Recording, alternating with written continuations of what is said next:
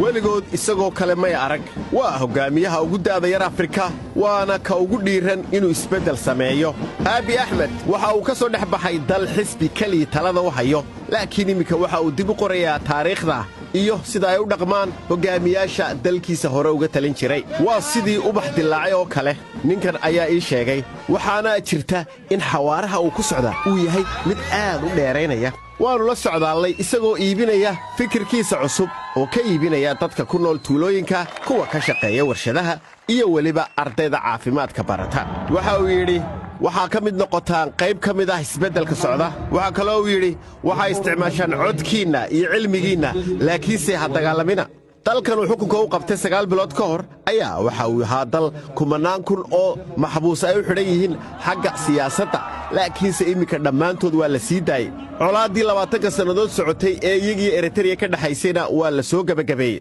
gudoomiyaha maxkamadda iyo kala badh golaha wasiiradana waxa la siiyey haweenka Bertokan Midakaska waxay ahayd haweeney u xidhan xagga siyaasadda markii dambana la masaafuriyey laakiinse Abiy ayaaba ka codsaday iyadii inay noqoto gudoomiyaha guddida doorashada ee dalka Ethiopia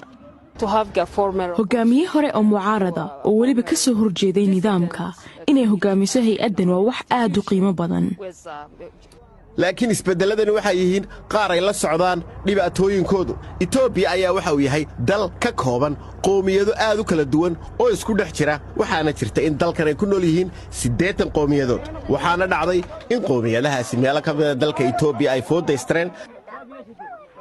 xeradan ay ku nool yihiin dadka barakacayaasha waxaan kula kulannay Soomaali iyagu ka soo qaxay dagaalka u dhaxeeya iyaga iyo Oromada haweeneyda weyn ayaa noo sheegtay in carruuray ayay u ahayd 6 ka mid ah la dilay markii ay halkaasi rabshado ka dhaceen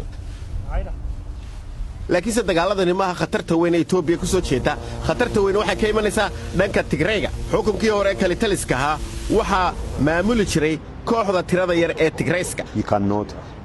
take chances in this country because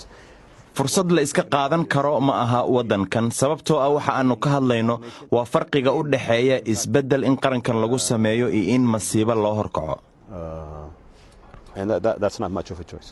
sidii ku dhacday madax badan oo adduunka oo islaha isbeddel sameeya ayaa Abiy Ahmed waxa ka hor imanaya xaqiiqada ah in marka la yiraahdo nidaamka litalis ha bedela in ay taasi keento in waxyaabo badan oo aan la filaynin ay halkaasi ka bilaabmaan